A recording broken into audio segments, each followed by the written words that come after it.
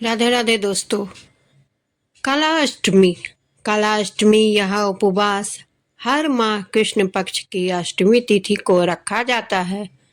काल भैरव के भक्त साल की सभी मासिक काला अष्टमी पर उनकी पूजा और उपवास करते हैं।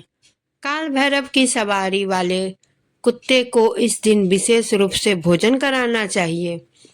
भगवान शिव के दो स्वरूप हैं। पहला बटुक भैरव जिन्हें सौम्य माना जाता है और दूसरा स्वरूप है काल भैरव का जो भगवान शिव का रौद्र रूप होता है। काल भैरव जयंती पर सबसे मुख्य कालाष्टमी मानी जाती है।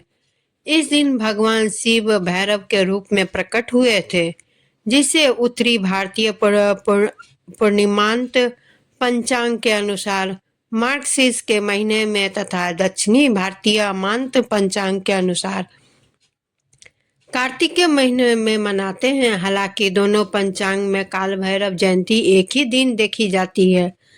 काल भैरव जयंती को भैरव अष्टमी के नाम से भी जाना जाता है। यह ध्यान में रखना चाहिए कि कालाष्टमी का व्रत सप्तमी तिथि के दिन ही भी हो सकता है।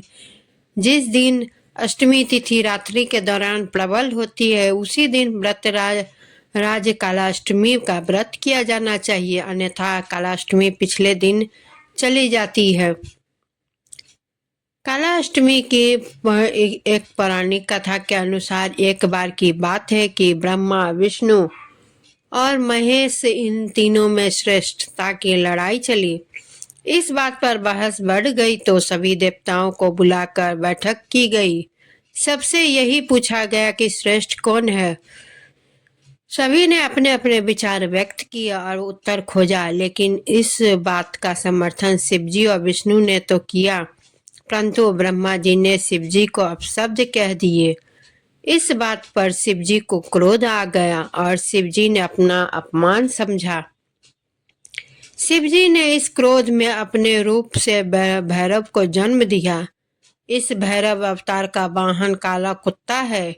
इनके एक हाथ में छड़ी है। इस अवतार को महाकालेश्वर के नाम से भी जाना जाता है, इसलिए ही इन्हें दंडाधिपति भी कहा गया है।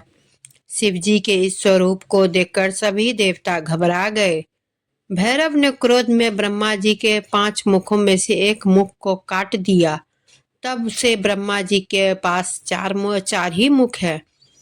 इस प्रकार ब्रह्मा जी के सिर को काटने के कारण भैरव जी पर ब्रह्म हत्या का पाप आ गया। ब्रह्मा जी ने भैरव बाबा से माफी मांगी, तब जाकर शिव जी अपने असली स्वरूप में आए।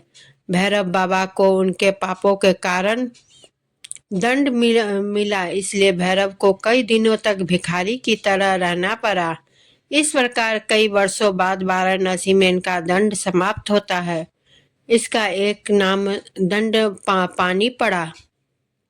धार्मिक मान्यताओं के अनुसार जो भगवान भैरव के भक्तों का अनिष्ट करता है, उसे 3 लोकों में कहीं भी शरण प्राप्त नहीं होता। काला अष्टमी के दिन विधि पूर्वक व्रत और पूजन करने से जातक को भय और नकारात्मक शक्तियों से मुक्ति प्राप्त होती है। भगवान भैरव अपने भक्तों की हर संकट से रक्षा करते हैं। उनकी पूजा से शत्रु बाधा रोगों से भी मुक्ति मिलती है। जो लोग आपराधिक प्रवृत्ति के होते हैं, उनके लिए भगवान भैरव दंडनायक हैं और अपने भक्तों के लिए सौम्य और रक्षा करने वाले हैं। काला अष्टमी की पूजा विधि इस प्रकार होती है दोस्तों। काला अष्टमी के दिन ब्रह्म मुहूर्त में उठे, घर की साफ सफाई करे, स्नान आदि कार्य करने के बाद शुद्ध वस्त्र धारण करे, घर में मौजूद मंदिर की गंगा जल से सफाई करे, मंदिर में चौकी रखे, उसके ऊपर लाल रंग का कपड़ा बिछाने के बाद भगवान काल भैरव और शिव जी की मूर्ति का मूर्ति ना हो तो तस्वीर से ही काम चलाएं, का तस्वीर को रखे और काल भैरव शिव जी की पूजा करें। काल भैरव जी को सफेद चंदन का तिलक लगाए, भगवान की मूर्ति या तस्वीर के सामने घी का दिया जलाए और इस तरह मंत्रों को उच्चारण करें।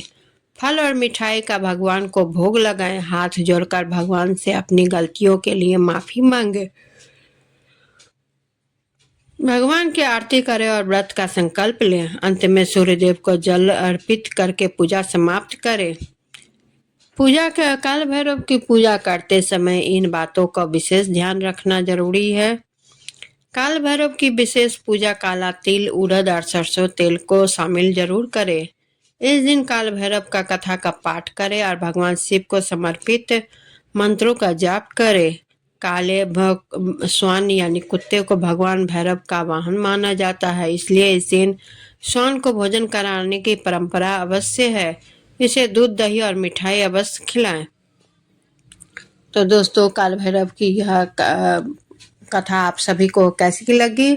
आप लोग जब कमेंट जरूर करें और वीडियो को लाइक शेयर करना ना भूलें।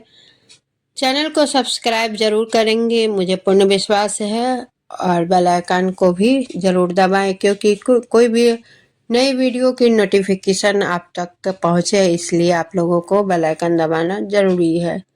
चलिए, इसी के साथ मैं विदा लेती हूँ। धन्यवाद।